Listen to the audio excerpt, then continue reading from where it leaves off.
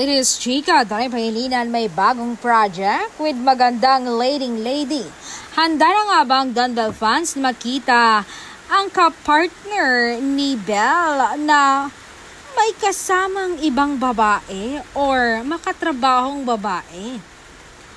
Na may kahalikan at ka-holding hands na iba ang kanilang paboritong leading man ay magkakaroon na ng bago.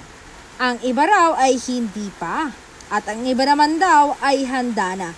Pero sana raw si Donnie ay panatilihing ang malaking boundaries sa makakatrabaho niyang babae para protektado pa rin si Belle, lalo na ang kanilang relasyon.